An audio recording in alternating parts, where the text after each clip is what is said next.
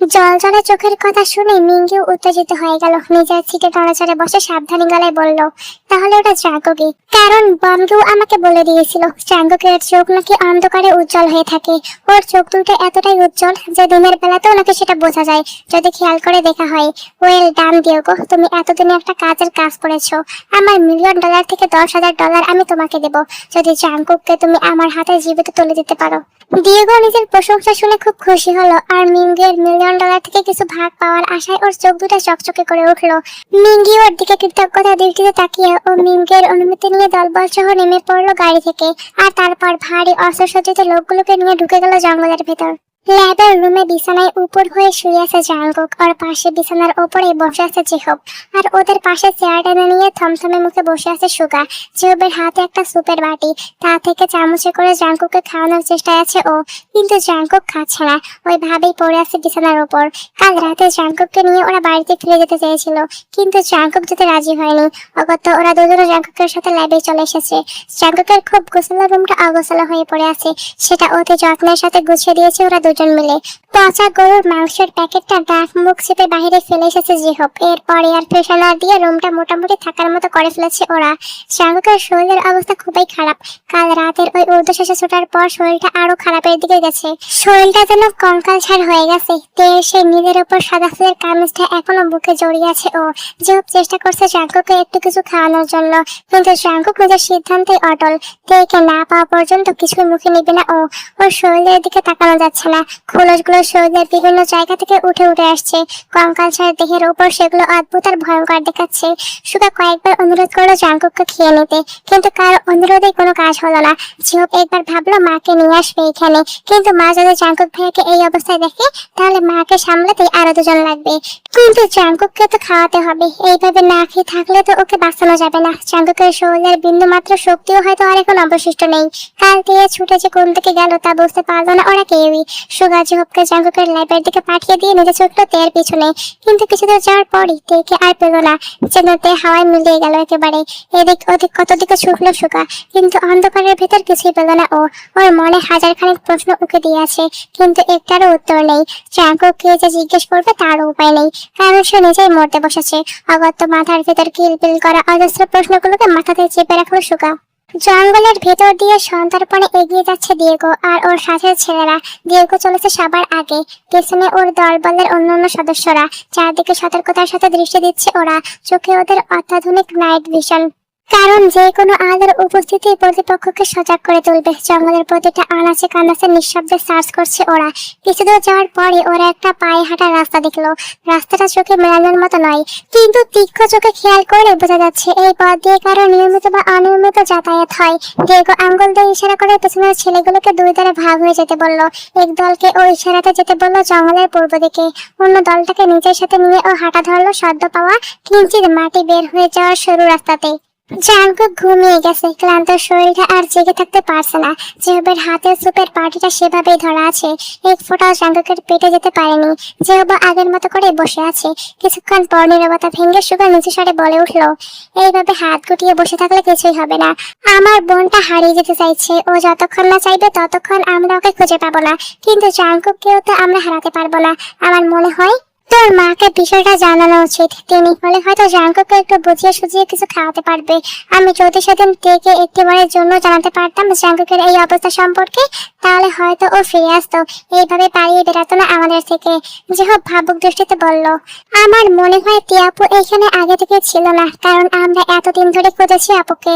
এই জঙ্গলের প্রতিটা কোণা আমরা খুঁজেছি, কিন্তু আপুকে পাইনি। আপু যদি এইখানেই থাকতো তাহলে একটাবারের জন্য কারো না কারো চোখে আপুর কোনো চিহ্ন পড়তো। হয়তো আপু অন্য কোথাও ছিল, আর কাল রাতেই হয়তো এসেছে কোনো কারণে, আর হয়তো আমাদের সামনে বেরিয়ে গেছে। নইলে যে পালিয়ে বেড়াচ্ছে সে তো ইচ্ছে করে কারোর সামনে চলে আসবে না, বলো? সুগা চেয়ার থেকে উঠে দাঁড়িয়ে রুমের ভেতর পায়চারি করতে করতে বলল, হ্যাঁ তোর কথায় যুক্তি আছে, ব্যাপারটা আমিও ভেবেছি, কিন্তু ও আবার ফিরে এসেছিল কেন? আমাদের কাছে ফিরে আসার জন্য যে ফিরে আসেনি সেটা তো ক্লিয়ার, অন্য কোনো কারণ আছে এর পেছনে।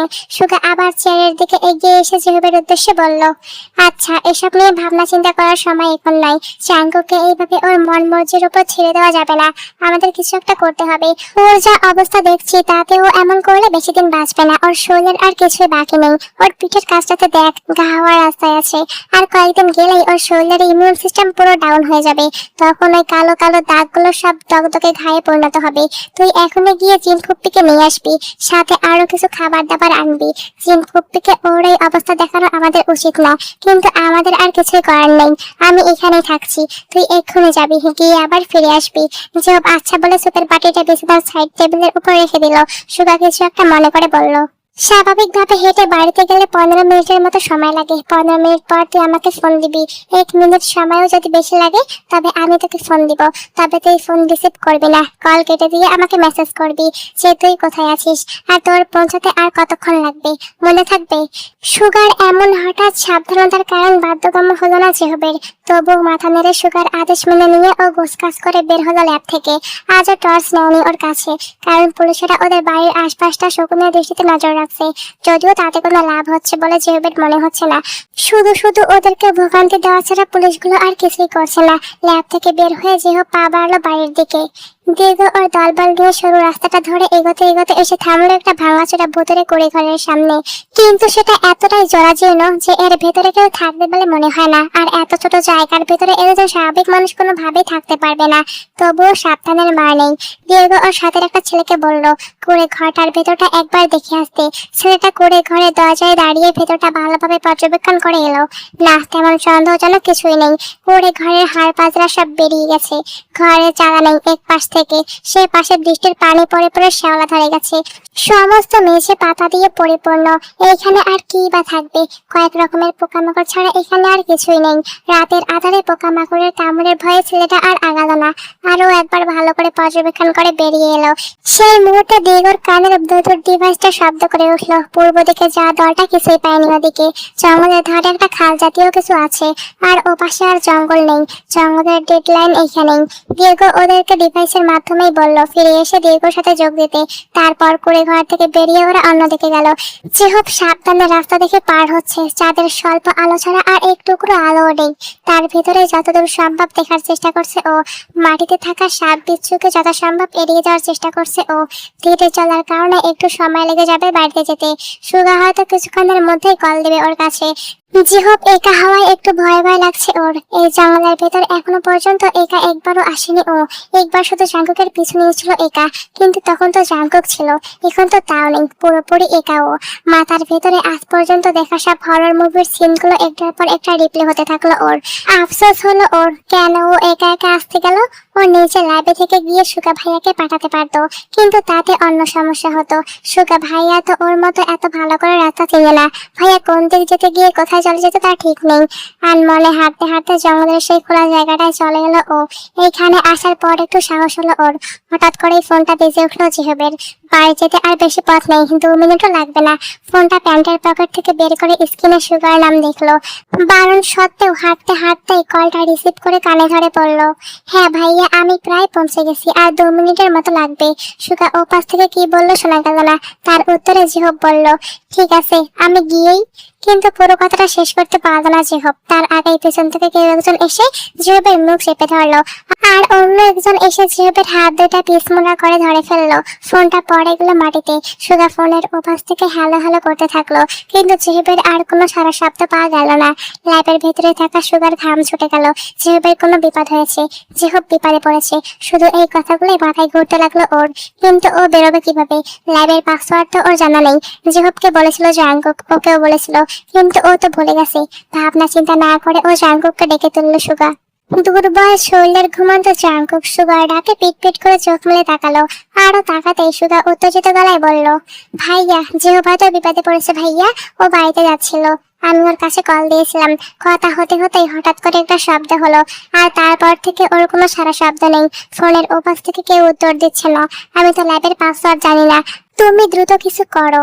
জিহবের বিপদের কথা শুনে জাঙ্কুক হুড়মুড়িয়ে দাঁড়িয়ে গেল, কিন্তু দাঁড়াতেই দুর্বলতার কারণে মাথাটা ঘুরে উঠলো ওর। পরে যেতে গিয়েও নিজেকে সামনে নিল ও। তারপর দ্রুত পায়ে উঠে পড়লো ল্যাবের সিঁড়ি বেয়ে। ওর পিছু পিছু গেল সুগা। ল্যাব থেকে বেরিয়ে বাড়ির রাস্তা ধরে ছুটলো জাঙ্কুক, ওর পেছনে ঊর্ধ্বশ্বাসে ছুটছে সুগা। কিন্তু জাঙ্কুকের অত বড় বড় কদমের সাথে ও পেরে উঠছে না, তারপরও প্রাণপণে ছুটছে ও, আর সেই সাথে জিওবের ফোনে কল দিচ্ছে বারবার। ছুটতে ছুটতে এক সময় ওরা সেই খোলা জায়গা পেরিয়ে সামনে আসলো একটু, আর সেই মুহূর্তেই জিওবের ফোনের রিংটোন কানে এলো ওদের। জাঙ্কুক আর সুগা দুজনে চমকে উঠে সেদিকে গেল। জিওবের ফোনটা পড়ে আছে মাটিতে। জাঙ্কুক এগিয়ে গেল সেখানে, গিয়ে মাটিতে বসে পড়ে ফোনটা হাতে নিল। হাঁপাচ্ছে ও, দুর্বল শরীরে এতখানি ছুটে প্রাণটা ওর যেন যায় যায় অবস্থা। সুগা ওর পেছনে এসে দাঁড়ালো, তারপর হাঁপাতে হাঁপাতে বলল, ভাই আমার মনে হচ্ছে জিহবকে কেউ কিডন্যাপ করেছে বা করতে চাইছে, আর এটা খুব সম্ভবত মিঙ্গু এর কাজ। ওরা আজ কয়েকদিন আশেপাশে ঘুরঘুর করছিল, ওরা হয়তো বেশি দূর নিয়ে যেতে পারেনি ওকে, আশেপাশে হয়তো আছে ওরা। আমাদেরকে আলাদা হয়ে ওকে খোঁজা উচিত। সুগার কথার মাঝেই কান খাড়া হয়ে গেল জাঙ্কুকের। সচকিত হয়ে ও আশপাশটাতে নজর বুলাতে লাগলো, আর তারপরেই সুগার দিকে হাত ইশারা করে থামিয়ে দিল ও। জাঙ্কুকের ইশারা পেয়ে সুগা চুপ হয়ে গেল। জিওবের ফোনটা হাতে নিয়ে জাঙ্কুক বসা থেকে উঠে দাঁড়ালো, সাবধানে চোখে এদিক ওদিক তাকালো ও। তারপর ধীর পায়ে সন্তর্পণে জঙ্গলের দক্ষিণের দিকে এগোলো ও। সুগাকে ইশারায় ওইখানেই দাঁড়াতে বলল। সুগার গায়ে কাঁটা দিয়ে উঠলো যেন। আসন্ন বিপদ অনুমান করে ও শরীরের কম্পনের সৃষ্টি হলো। কিছু দূর এগোনোর পরই অন্ধকারে জাঙ্কুক মিলিয়ে গেল। সুগা ওইখানেই দাঁড়িয়ে রইল। সাবধানে পা ফিরে নিঃশব্দে এগোচ্ছে জাঙ্কুক। সচকিত দৃষ্টিতে আশপাশটাতে নজর বুলাচ্ছে ও। ওর চোখের প্রকৃতির নাইট ভিশনে সবকিছু পরিষ্কার দেখতে পাচ্ছে ও। মাটিতে কিছু কিছু জায়গায় বুট জুতার ছাপ, সেই ছাপ ধরেই ও এগোচ্ছে। জিহবকে যারা ধরেছে তারা যে মিঙ্গের লোক ছাড়া আর কেউ না, তা বেশ ভালোভাবেই বুঝছে জাঙ্কুক। কারণ কোনো পুলিশ বা সাধারণ কারো সাহস নেই এই জঙ্গলে আসার, আর সেটাও রাতের বেলা। জঙ্গলটা নিজেই ভৌতিক প্রতিচ্ছবি নিয়ে প্রায় 200 বছরেরও বেশি সময় ধরে দাঁড়িয়ে আছে শহরের এই উত্তর দিকে। আরো কিছুদূর এগোতে শুকনো ডালের মট করে একটা শব্দ শুনলো ও। কেউ হয়তো ভুলবশত পা দিয়েছে কোনো শুকনো ডালের ওপর। কান খাড়া হয়ে গেল জাঙ্কুকের। তড়িৎ গতিতে ও চোখ বুলিয়ে নিল ওর আশপাশটাতে। মাথার ভিতরটা ঘুরছে ওর, দুর্বলতাটা জেঁকে বসেছে শরীরে। চোখ দুইটা বন্ধ হয়ে আসতে চাইছে, তারপরও জোর করে চোখ দুইটা খুলে রেখেছে ও। নিজের আদরের ভাইয়ের কোনো ক্ষতিও হতে দিবে না। জাঙ্কুক বুঝলো মিঙ্গুয়ের লোকগুলো আশপাশেই আছে। প্যান্টের পকেটটা হাতড়ে দেখলো ওর 2 সাইডের সুইচটা আছে কিনা। হ্যাঁ আছে। পকেট থেকে বের করে হাতে নিল সেটা। তারপর সেই শুকনো ডালের মট শব্দের উৎসের দিকে এগুলো ও ধীর পায়ে। খুব সাবধানে নিজের শরীরটাকে কেমোফ্লেক্স করে প্রকৃতির সাথে মিশিয়ে নিল ও, যেন প্রতিপক্ষ সহজে বুঝতে না পারে ওর উপস্থিতি। তারপর ধীর গতিতে এগোতে এগোতে এক সময় পেয়ে গেল সেই কাঙ্ক্ষিত লোকগুলোর সন্ধান। চারপাশে প্রায় জানা 20কে লোকজন সেট করে রেখে দিয়েগো দাঁড়িয়ে দাঁড়িয়ে সিগারেট টানছে। ওর পাশে একটা গাছের সাথে পিছমোড়া করে হাত বেঁধে জিহবকে দাঁড় করিয়ে রেখেছে ও। জিহবের মুখটা বেঁধে রেখেছে যেন ও শব্দ করতে না পারে। দিয়েগোর সাথে ছেলেগুলোর কয়েকটা জিহবের ধার ঘেঁষে দাঁড়িয়ে আছে, আর অন্যরা নির্দিষ্ট দূরত্বে দাঁড়িয়ে নিজেদের আশেপাশে চোখ বুলিয়ে যাচ্ছে। দিয়েগো ওর পাশে থাকা হেনরি নামক ছেলেটাকে জিহবকে ইশারা করে দেখিয়ে বলল, হেনরি এর দিকে ভালোভাবে নজর রাখবি। এই যদি পালায় তো আমাদের শিকারও পালাবে। এই ছেলেটা জিওন জাঙ্কুকের খুব কাছের কেউ, ওদের বাড়িতেই থাকে সেহেতু জাঙ্কুকের ক্লোজই হবে। তাই একে হাতছাড়া করা মানে শিকারকে হাতছাড়া করা, বিষয়টা মাথায় রাখবি। এরপর দেওগো জিহবের গলায় একটা ধারালো ছুরি ধরে ওর মুখ থেকে কাপড়টা সরিয়ে দিল। তারপর জিহবকে উদ্দেশ্য করে ইংরেজিতেই বলল, আমরা জানি তুমি খুব ভালো করে জাঙ্কুককে চেনো। তোমার ফোনটা তো জঙ্গলেই ফেলে এসেছো, আমি আমার ফোন দিচ্ছি। জাঙ্কুককে তুমি এখনই কল করবে, আর আমরা এখন যেখানে আছি তার লোকেশন বলে ওকে এইখানে আসতে বলবে। ওকে পেলে আমরা তোমাকে ছেড়ে দেব, দিল। কিন্তু জিহব তাদের দাঁত চেপে মুখ ফিরিয়ে নিল ওদের থেকে। সেই সাথে নিজেকে বন্দি অবস্থা থেকে মুক্ত করতে আপ্রাণ চেষ্টা করতে থাকলো। দিয়েগো হাসলো জিহবের এমন অ্যাটিটিউড দেখে। তারপর হাতের ছুরিটা আরেকটু জোরে জিহবের গলায় চেপে ধরে ওর হাতের বাঁধন খুলে দিয়ে বলল, কল দিয়ে ওকে আসতে বলো, নইলে ওর জীবন তো নেবই, সাথে তোরটাও নেব। এখনই আসতে বলো ওকে, বলে নিজের ফোনটা জিহবের দিকে বাড়িয়ে দিল দিয়েগো। জিহব হাতে ফোন নিচ্ছে না দেখে দিয়েগো আরো জোরে চেপে ধরলো ছুরিটা। জিহবের গলায় ছুরির তীক্ষ্ণতায় সামান্য কেটে গেল, কিঞ্চিত রক্তের আওয়াজ দেখা গেল সেখানে। কিন্তু ভয় পেল না জিহব। দিয়েগোর চোখে চোখ রেখে ওর হাত থেকে ফোনটা নিল জিহব। তারপর জাঙ্কুকের ফোন নম্বরটা ডায়াল করে কল দিল। মুহূর্তে সেটা বেজে উঠলো ওদের থেকে কিছুটা দূরে থাকা মেহগনি গাছটার নিচে। হকচকিত হয়ে উঠলো দিয়েগো আর ওর সাথে থাকা ছেলেগুলো। দিয়েগো আশেপাশে নজর বলিয়ে চিৎকার দিয়ে বলল, সবাই সাবধান হও, শিকার আমাদের খুব কাছেই আছে। পাখিরা নিজেদের অস্ত্রগুলো সেট করে আশপাশ থেকে ছুটে এলো দিয়েগোকে প্রোটেকশন দেওয়ার জন্য। কিন্তু জনাবেশিত লোকজন আশ্চর্যজনক ভাবে এখন 10 জনে পরিণত হয়েছে। দিয়েগো উত্তেজিত হয়ে চোখ বুলাতে লাগলো চারদিকে। তারপর চিল্লিয়ে বলে উঠলো, তোমরা এই কজন কেন, বাকিরা কই? ঠিক সেই মুহূর্তে হেনরি নামক ছেলেটা দিয়েগোর বেশ খানিক পেছন থেকে উচ্চস্বরে বলে উঠলো, বস, এইখানে আলফ্রেডের লাশ পড়ে আছে, কেউ ওকে দুখণ্ড করে দিয়েছে। দিয়েগো চমকে উঠলো। আলফ্রেড তার দক্ষ ছেলেদের ভেতর একজন। তাকে এইভাবে নিঃশব্দে ধরাশায়ী করা কোনো অতি দক্ষ প্রফেশনাল ছাড়া যে সম্ভব নয় তা সে বেশ ভালোভাবেই জানে। দিয়েগো সবার উদ্দেশ্যে উচ্চস্বরে বলে উঠলো, তোমরা সতর্ক থাকো, নিজেদের গানগুলো লোড করে রাখো, শিকার যেন পালাতে না পারে। এত কিছুর ভেতরে দিয়েগোর মাথা থেকে জিহবের কথা পুরাই আউট হয়ে গেল। ঠিক সেই মুহূর্তে ওদের ডান পাশের খুঁটখুটে অন্ধকারের ভেতর থেকে একটা বজ্রকণ্ঠ ভেসে এলো, জিহব পালা। আর সেই কণ্ঠ শোনার সাথে সাথেই ঊর্ধ্বশ্বাসে সেখান থেকে ছুটে বেরিয়ে গেল জিহব। অন্ধকারের ভেতর গাছপালার আড়ালে চলে গেল ও মুহূর্তেই। আর তখনই তড়িৎ গতিতে অন্ধকারের ভেতর থেকে নিজের টু সাইডের সুস্টার নিয়ে হামলে পড়লো জাঙ্কুক। ওর নিকটে থাকা দুজন ছেলেকে মুহূর্তে 2 টুকরো করে দিল ও। কিন্তু অন্যরা সতর্ক হয়ে গেল সাথে সাথেই। 2-3 জন ছেলে দিয়েগোকে ঘিরে অস্ত্রগুলো শক্ত হাতে ধরে দাঁড়িয়ে এলো জাঙ্কুকের দিকে ফিরে। ওদের হাতে ভারী অস্ত্র শস্ত্র ঠিকই, কিন্তু সেগুলো জাঙ্কুকের উপর ব্যবহার করার অনুমতি নেই, কারণ জাঙ্কুককে জীবিত চায় মিঙ্গিউ। জাঙ্কুকের কিছু হয়ে গেলে আর কোনো কিছুই কোনো কাজে আসবে না। দিয়েগো খুব দ্রুত নিজের হাতে ওর স্টেন গানটা ধরে জাঙ্কুকের দিকে তাক করলো। আপাতত ইলেকট্রিক শক দিয়ে জাঙ্কুককে ধরাশায়ী করতে হবে, নইলে ওর সাথে পেরে ওঠা যাবে না। মিঙ্গিউ আগেই সাবধান করে দিয়েছিল ওকে জাঙ্কুকের ব্যাপারে, যেন জাঙ্কুককে ওরা হালকাভাবে না নেয়, কিন্তু সেই হালকাভাবে নিয়ে ও ভুল করেছে। কিন্তু দিয়েগো শুট করার আগে জাঙ্কুক আরো 2 জনকে কতল করে দিল নিজের ধারালো সোর্সটা দিয়ে। জাঙ্কুক এত দ্রুত নাড়াচাড়া করে দিয়েগো ফোকাস করতে পারছে না, কিন্তু শেষ পর্যন্ত চোখ কান বুঝে ও শুট করে দিল জাঙ্কুকের দিকে পরপর কয়েকবার। প্রথম কয়েকটা মিস হলেও শেষে 2টা শট গিয়ে লাগলো জাঙ্কুকের শরীরে। আর দুর্বল শরীরে এমন ভারী ইলেকট্রিক শক পড়ায় জাঙ্কুক ধাম করে মাটিতে পড়ে গেল। তারপর কিছুক্ষণ ছটফট করে সেখানে জ্ঞান হারালো ও। আরিমের বাড়িতে শোকের মতো বইছে। আশপাশ থেকে অনেক অনেক লোক জড়ো হয়েছে আরিমের বাড়িতে। পুলিশ সমস্ত জঙ্গল সার্চ করে বেড়াচ্ছে। খবর পেয়ে জাঙ্কুকের কলিগরাও সব চলে এসেছে কলেজ থেকে। অনেক স্টুডেন্টও ভিড় জমিয়েছে আরিমের বাসায়। 3 হল রুমের মেঝেতে বসে বুক চাপড়ে হাহাকার করে কাঁদছেন। তার জাঙ্কুক, তার নারী ছেঁড়া ধন, তার প্রথম সন্তান জাঙ্কুক নেই। তাকে কারা জানি মেরে ধরে নিয়ে চলে গেছে কোথাও। জিনের পাশে বসে ইউনজুন সহ অন্যান্য আরো কিছু মহিলা জিনকে সামলাচ্ছেন। ইউনজুন নিজেও কাঁদছেন। প্রথমে তার মেয়েটা হারালো, এখন তার মেয়ের জামাইটাও নেই। নিঃস্ব হয়ে গেছেন তারা। ওদের পাশে সোফায় বসে আছেন আরেম। ছেলের শোকে তার বুকের ভিতর ঝড় বয়ে যাচ্ছে। সে ঝড়ের প্রচন্ডতা তার মুখের উপর স্পষ্ট হয়ে আছে। চোখ মুখ শক্ত করে তিনি সামনে রেখেছেন নিজেকে, নইলে যে তার স্ত্রী সন্তানকে সামলাতে পারবেন না। আরেমের পাশে তার পিঠের উপর হাত রেখে সুবিন বসে আছেন। তার প্রাণের টের হাসি মুখটা বারবার ভেসে উঠছে তার মনের স্পটে। তাদের পরিবারের ওপর কোন শকুনের নজর পড়েছে সেটাই ভেবে পাচ্ছেন না সুবিন। কোন পাপের কারণে আজ তাদের 2 পরিবারের এমন বিচ্ছিন্ন অবস্থা তা তিনি ঠাহর করতে পারছেন না। জিহব বসে আছে বাবার অন্য পাশে, সুগা ধরে রেখেছে ওকে। দূর থেকে প্রাণপ্রিয় ভাইয়ের মাটিতে পড়ে যাওয়া নিথর দেহ দেখার পর থেকে আর ঠিক নেই ও। গতকাল রাতে জাঙ্কুক ওকে পালাতে বলার পর ও ছুটে পালিয়ে যায়, কিন্তু একেবারে চলে যায় না। ওই লোকগুলোর থেকে একটা নিরাপদ দূরত্বে গিয়ে গাছের আড়ালে দাঁড়িয়ে থাকে ও। ভাইকে একা ছাড়ার সাহস ওর হয় না। কিন্তু ওরা জাঙ্কুককে শুট করার পরেই জিহব দিশাহারা হয়ে ছুটে যায় বাইরের দিকে সাহায্য পাবার আশায়। সুগা জঙ্গলের ডোবার কাছটাতেই দাঁড়িয়েছিল জাঙ্কুকের অপেক্ষায়। কিন্তু জিহবকে এইভাবে ছুটে আসতে দেখে ও জিহবের দিকে এগিয়ে আসে। কিন্তু জিহব এরপর যা বলে তা শুনে ওর আত্মা ঠান্ডা হয়ে যায়।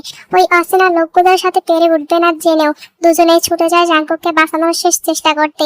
কিন্তু গিয়ে কোনো লাভ হয় না। ওরা যাওয়ার আগেই সেই অচেনা লোকগুলো জাঙ্কুককে নিয়ে একদম হাওয়া হয়ে যায়। শুধু রেখে যায় তাদের কিছু লোকদের দ্বিখণ্ডিত লাশ। লাশগুলো পুলিশ খুঁজে পেয়েছে।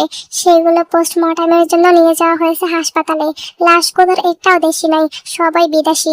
তাদের পরিচয় এখনো জানা যায়নি, যার কারণে তারা কোন দেশ থেকে এসেছে সেটাও বোঝা যাচ্ছে না। পুলিশ ধারণা করেছে যারা জাঙ্কুককে নিয়ে গেছে তারা হয়তো তেকেও নিয়ে গেছে। এই কারণে তে আর জাঙ্কুকের নিখোঁজ মামলা এখন ইন্টারন্যাশনাল মামলাতে পরিণত হয়েছে। যশোর আদালত থেকে সেটা ঢাকা সেন্ট্রাল হাইকোর্টে চালান করা হয়েছে। পরিস্থিতি ঠিক কি দাঁড়াবে তা কেউ ধারণা করতে পারছে না।